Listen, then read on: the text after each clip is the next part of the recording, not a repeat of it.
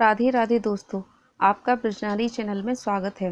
दोस्तों, आज मैं आपको शीतला माता की कहानी सुनाने जा रही हूँ। यह कहानी होली के बाद जब बसौड़ा आता है तो जब हम इस कहानी को पूजा करने के बाद सुनते हैं।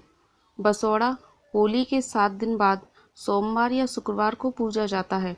इस दिन शीतला माता की पूजा होती है। जिस दिन माता को सुबह पूजने जाते हैं उससे एक दिन पहले शाम को खाना बना लेते हैं। सुबह बासी खाने से माता को पूजने जाते हैं। बासी खाना ही खाते हैं, बासी खाने से ही पूजा की जाती है। चलिए अब शीतला माता की कहानी सुनते हैं। एक समय की बात है, एक बार शीतला माता ने सोचा कि आज मैं पृथ्वी पर जाकर देखूं कि पृथ्वी पर कौन मुझे मानता है और कौन मेरी पूजा करता है। ऐसा सोचकर वह पृथ्वी पर आईं। धरती पर आते ही शीतला माता ने एक बुजुर्ग महिला का रूप ले लिया। बुजुर्ग महिला का रूप धारण कर माता एक डुमरी गांव में पहुंची। वहां उन्होंने देखा कि न तो वहां उनका कोई मंदिर है और न ही कोई पूजा करता है। तभी वह इधर उधर गलियों में घूमने लगी। जब वह गलियों में घूम रही थीं, तभी अचानक से एक महिला ने चावल का उबला हुआ पानी ऊपर से डाला। वहां से शीतला माता गुजर रही थीं, तो वह पानी उबलता हुआ शीतला माता के ऊपर आ गिरा। उबले हुए पानी के गिरते ही उनके शरीर पर फफोले पड़ गए और उनके शरीर में जलन होने लगी।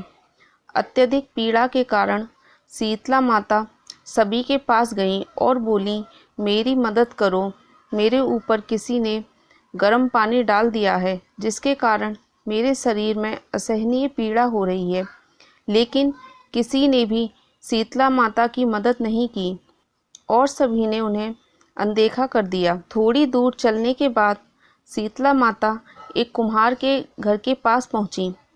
कुम्हार की पत्नी को देखा, वह बोली, मेरे ऊपर किसी ने गर्म पानी डाल दिया है, मेरे शरीर में बहुत जलन हो रही है, बेटी मदद करो।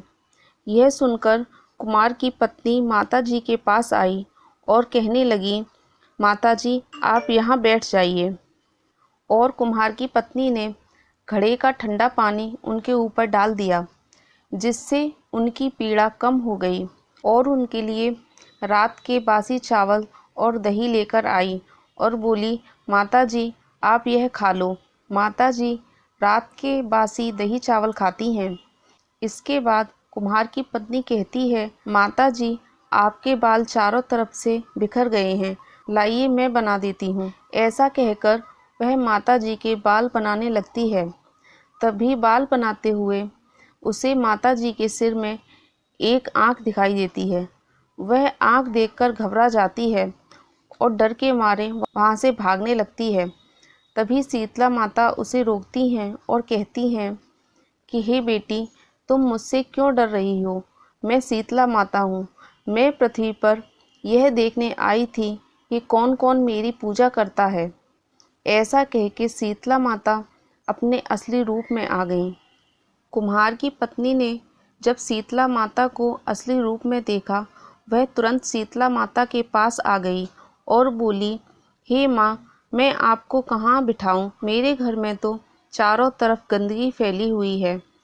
ऐसा सुन शीतला माता उस कुम्हार के पाले हुए गधे पर बैठ गईं और फिर उन्होंने कुम्हार के घर की साफ सफाई कर कुम्हार के घर की दरिद्रता को एक डलिया में भरकर बाहर फेंक दिया और कुम्हार की पत्नी से बोली कि मैं तुमसे प्रसन्न हूँ, कोई भी वरदान मांगो। कुम्हार की पत्नी बोली, हे माता, आप वरदान के रूप में मुझे इतना दीजिए कि आप हमारे राजस्थान के डुमरी जिले में ही वास करें और जो भी मनुष्य सप्तमी और अष्टमी को आपकी पूजा करे, व्रत रखे और आपको ठंडे भोजन से भोग लगाए, आप उसके घर की दरिद्रता को दूर करें और जो भी आपकी पूजा करे उसे रोगों से मुक्त करें।